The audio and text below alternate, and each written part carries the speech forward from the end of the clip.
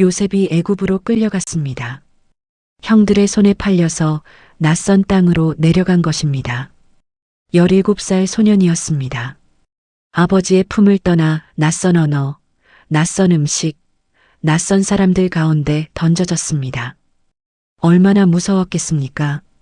얼마나 외로웠겠습니까? 밤마다 아버지 야곱의 얼굴이 떠올랐을 것입니다. 채색 옷을 입혀주던 아버지의 손이 생각났을 것입니다.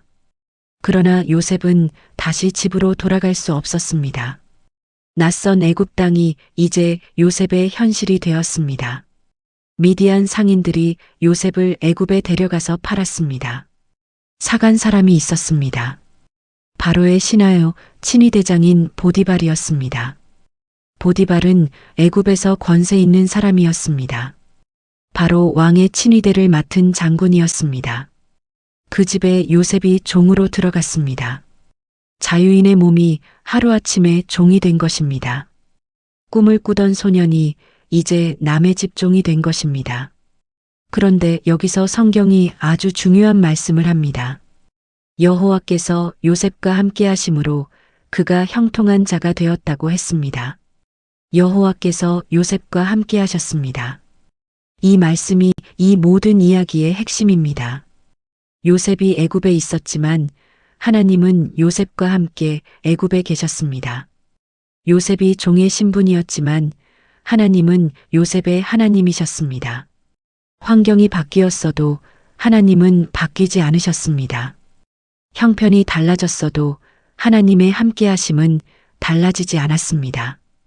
오늘 이 말씀을 들으시는 분들 중에 지금 자기 형편이 너무 달라졌다고 느끼시는 분이 계십니까?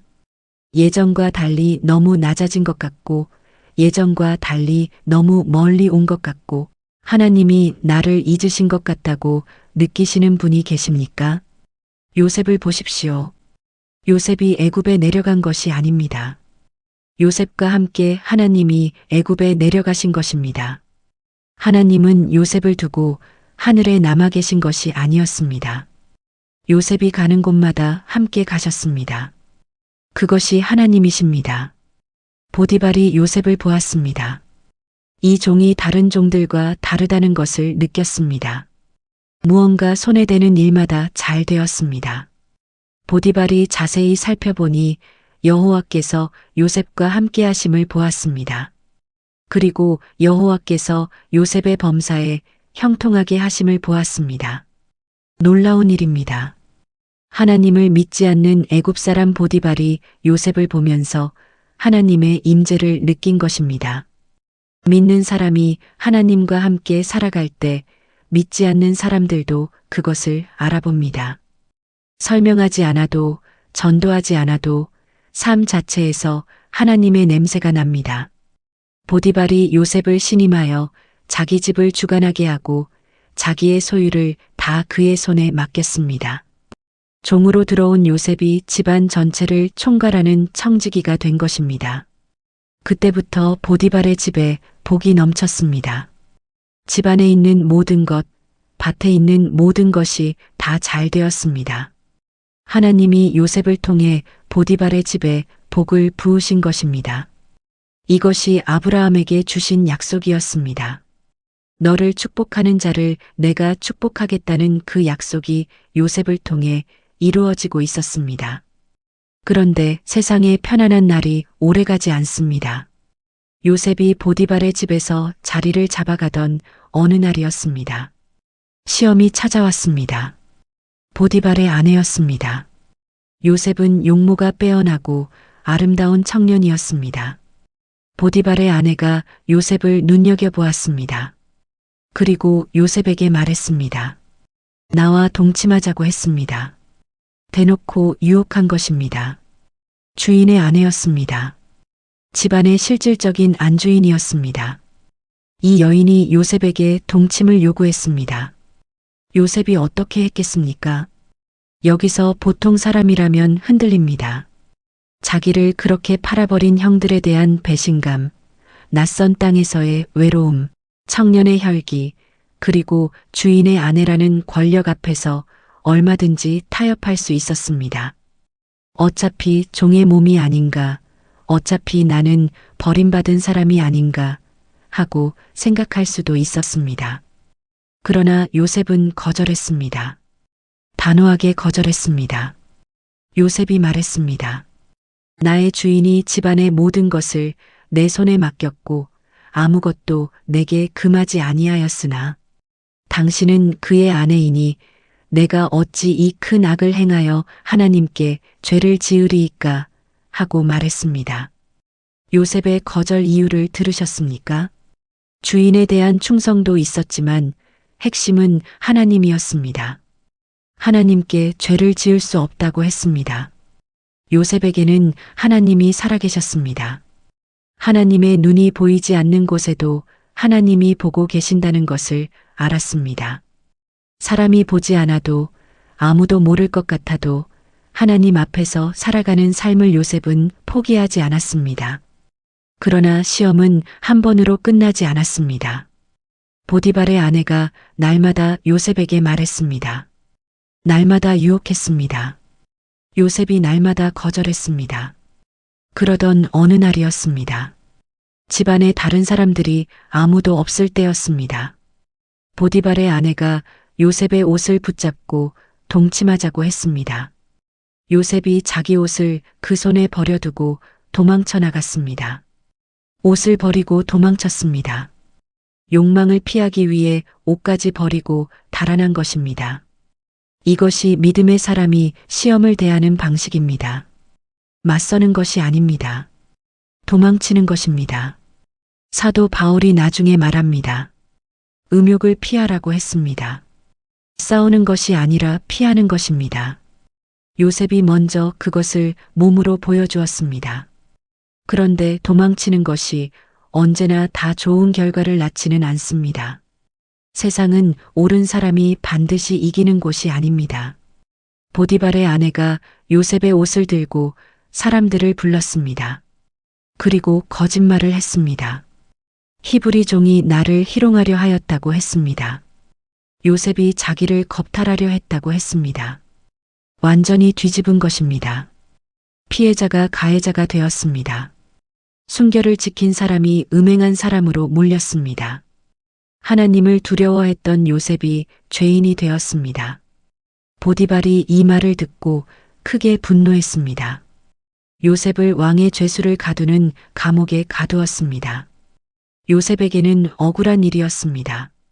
분명히 잘못한 것이 없었습니다. 오히려 옳게 행동했습니다. 그런데 감옥에 갇혔습니다. 종에서 죄수가 되었습니다. 더 낮아졌습니다. 더 깊은 구덩이로 떨어진 것입니다. 첫 번째 구덩이는 형들이 던져 넣은 구덩이였습니다. 이번에는 억울한 누명이 요셉을 또 다른 구덩이로 밀어 넣었습니다. 이 장면에서 우리는 오래 머물러야 합니다. 요셉이 왜 감옥에 갔습니까? 죄를 지었기 때문이 아닙니다. 죄를 짓지 않았기 때문에 감옥에 갔습니다. 옳게 행동했기 때문에 벌을 받았습니다. 이것이 얼마나 억울한 일입니까? 하나님을 두려워했더니 감옥이 기다리고 있었습니다. 하나님을 믿는 사람이 이런 일을 당하면 어떻게 해야 합니까? 하나님이 나를 버리신 것인가? 하나님이 나를 잊으신 것인가? 내가 무슨 잘못을 한 것인가? 이런 질문들이 쏟아질 수 있습니다. 그런데 성경은 또 한 번 그 중요한 말씀을 반복합니다. 여호와께서 요셉과 함께 하시고 그에게 인자를 더하사 간수장에게 은혜를 받게 하셨습니다. 또 나옵니다. 여호와께서 요셉과 함께 하셨습니다. 보디발의 집에서도 여호와가 함께 하셨고 감옥에서도 여호와가 함께 하셨습니다. 형통할 때도 함께 하셨고 억울하게 갇혔을 때도 함께 하셨습니다. 높은 곳에서도 함께 하셨고 낮은 곳에서도 함께 하셨습니다. 하나님은 요셉의 환경을 보신 것이 아니었습니다. 하나님은 요셉과 함께하고 계셨습니다. 감옥에서도 요셉은 포기하지 않았습니다. 원망하지 않았습니다. 시편 105편은 이 시기에 요셉을 이렇게 표현합니다. 그의 발이 착고로 상하며 그의 목이 쇠사슬에 매였다고 했습니다. 착고는 발에 채우는 형틀입니다. 쇠사슬이 목에 걸렸습니다. 얼마나 고통스러운 시간이었겠습니까? 그러나 요셉은 그 가운데서도 하나님을 붙들었습니다. 하나님도 요셉을 붙들고 계셨습니다. 간수장이 요셉을 눈여겨보게 되었습니다. 감옥에 갇힌 모든 죄수를 요셉의 손에 맡겼습니다. 감옥 안에서 요셉이 청지기가 된 것입니다. 보디발의 집에서 집안을 주관하던 것처럼 이번에는 감옥 안에서 모든 것을 주관하게 되었습니다. 간수장은 요셉의 손에 맡긴 것은 무엇이든지 살펴보지 않았다고 했습니다. 요셉이 하는 일마다 여호와께서 형통하게 하셨기 때문이었습니다. 장소가 바뀌어도 하나님의 역사는 계속되었습니다. 그러던 어느 날이었습니다. 감옥에 두 사람이 새로 들어왔습니다. 바로 왕의 술 맡은 관원장과 떡 굽는 관원장이었습니다. 바로에게 무슨 잘못을 저질러서 감옥에 갇힌 것이었습니다. 친위대장 보디발이 이 두 사람을 요셉에게 맡겼습니다. 요셉이 그들을 시중들었습니다. 얼마의 시간이 지났습니다. 어느 날 아침에 요셉이 그들에게 갔더니 두 사람의 얼굴이 어두웠습니다. 수심이 가득했습니다. 요셉이 물었습니다. 오늘 어찌하여 안색이 좋지 않습니까? 하고 물었습니다. 얼마나 따뜻한 사람입니까? 요셉은 자기도 억울하게 갇힌 처지였습니다. 자기 신세를 한탄해도 모자랄 판이었습니다. 그런데 남의 얼굴을 살폈습니다. 남의 마음을 물었습니다. 고난이 사람을 두 가지로 만듭니다. 자기 안으로 움츠러들게 하든지 아니면 남을 더 잘 보게 하든지. 요셉은 후자였습니다. 고난이 요셉을 더 따뜻한 사람으로 만들고 있었습니다. 두 사람이 말했습니다. 꿈을 꾸었는데 해석할 자가 없다고 했습니다. 요셉이 말했습니다. 해석은 하나님께 있지 아니하니이까 하고 말했습니다. 청하건대 내게 말하라고 했습니다. 요셉이 꿈 해석을 자기 능력으로 돌리지 않았습니다.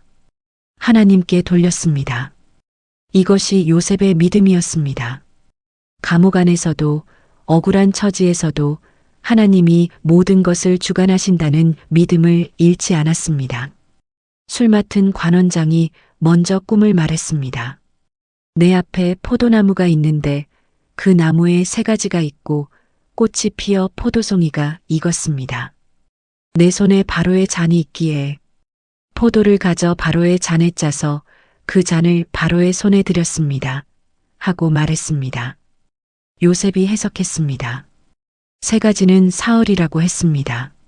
사흘 안에 바로가 당신의 머리를 들고 당신의 전 직위를 회복시켜 줄 것이라고 했습니다. 당신이 전에 술 맡은 자가 되었을 때에 바로의 잔을 그의 손에 드렸던 것처럼 그렇게 할 것이라고 했습니다. 좋은 소식이었습니다. 사흘 후에 풀려난다는 것이었습니다. 요셉이 그 말을 해준 다음에 한 가지를 부탁했습니다. 당신이 잘 되거든 나를 생각하고 내게 은혜를 베풀어서 내 사정을 바로에게 아뢰어. 이 집에서 나를 건져내소서 하고 부탁했습니다. 요셉이 처음으로 자기 억울함을 말했습니다. 나는 히브리 사람의 땅에서 끌려온 자이고 여기서도 감옥에 갇힐 만한 일을 행하지 아니하였노라고 했습니다. 요셉의 마음속에 억울함이 없지 않았습니다. 빠져나가고 싶었습니다. 누군가 자기 사정을 알아주기를 바랐습니다. 이것은 나약함이 아닙니다. 인간적인 마음입니다. 요셉도 사람이었습니다. 그 다음에 떡 굽는 관원장이 말했습니다. 자기 꿈도 말해달라고 했습니다.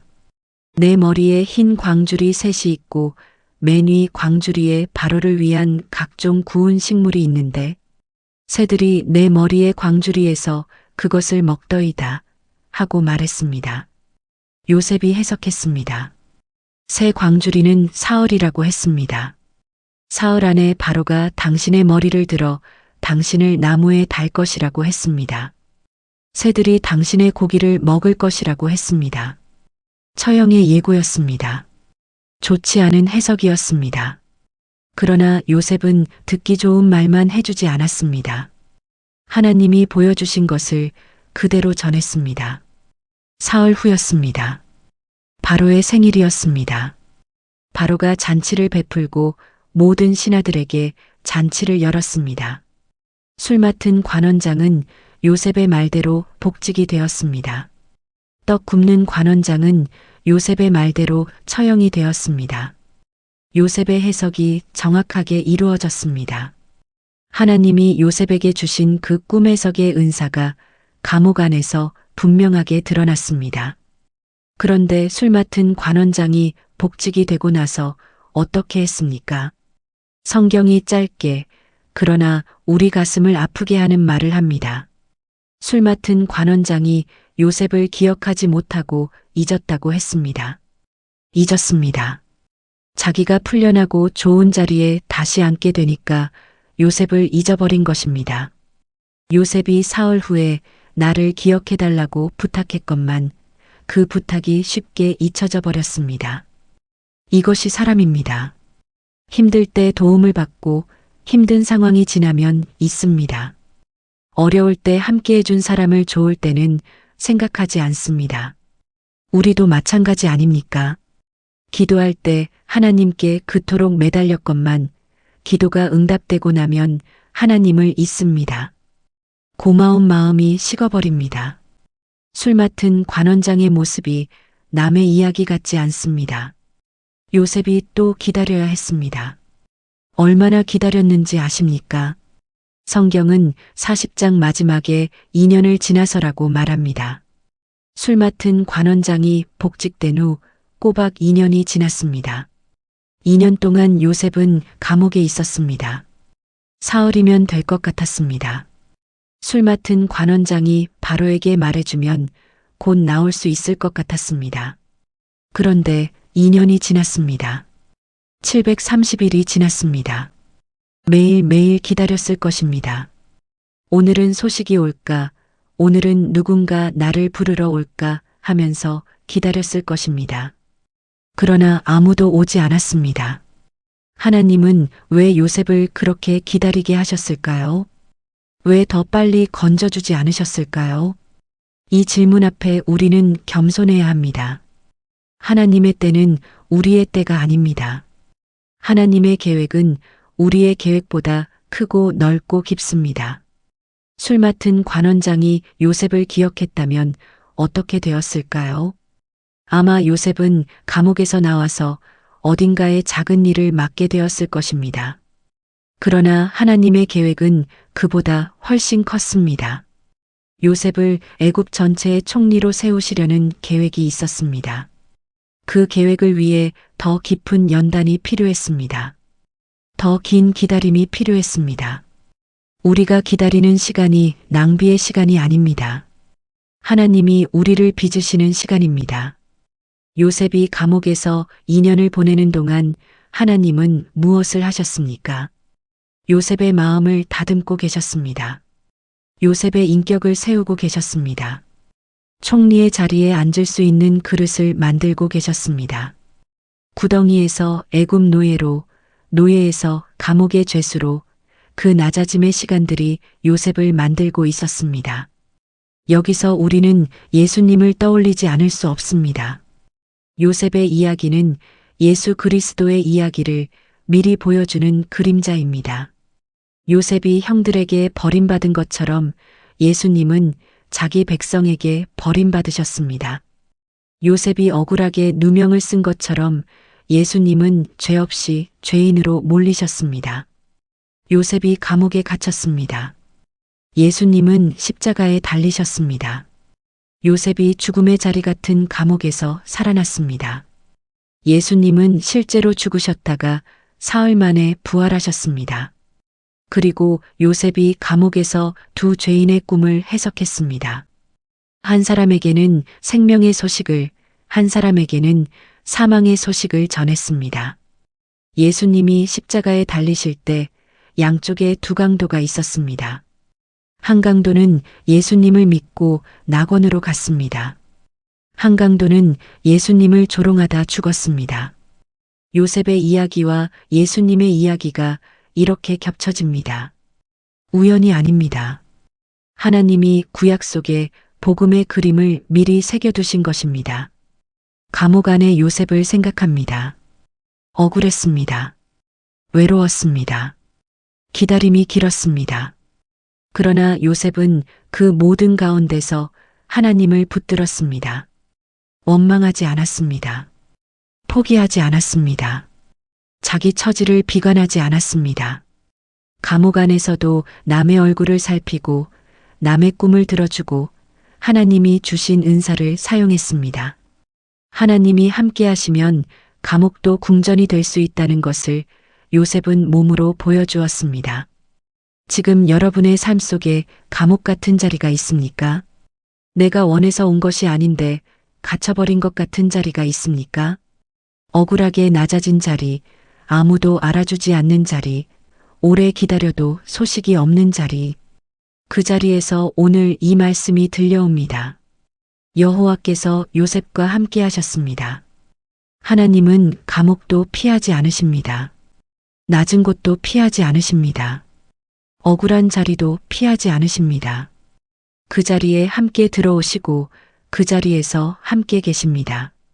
술 맡은 관원장이 요셉을 잊었습니다. 그러나 하나님은 요셉을 잊지 않으셨습니다. 사람의 기억은 유한합니다. 사람의 은혜는 시간이 지나면 잊혀집니다. 그러나 하나님의 기억은 영원합니다. 하나님은 한 번도 요셉을 잊으신 적이 없었습니다. 구덩이에 던져질 때도, 종으로 팔릴 때도, 억울하게 감옥에 갇힐 때도, 2년이라는 긴 기다림의 시간에도 하나님은 한시도 요셉을 잊지 않으셨습니다. 다음 시간에는 2년 후에 어떤 일이 벌어지는지를 보겠습니다. 바로에게 꿈이 찾아옵니다. 그리고 그 꿈이 요셉을 감옥에서 꺼내어 상상할 수 없는 자리로 데려갑니다. 하나님의 때는 반드시 옵니다. 2년의 기다림이 끝날 때 하나님이 얼마나 크게 역사하시는지 다음 시간에 함께 보겠습니다. 오늘도 끝까지 함께 해주셔서 감사합니다.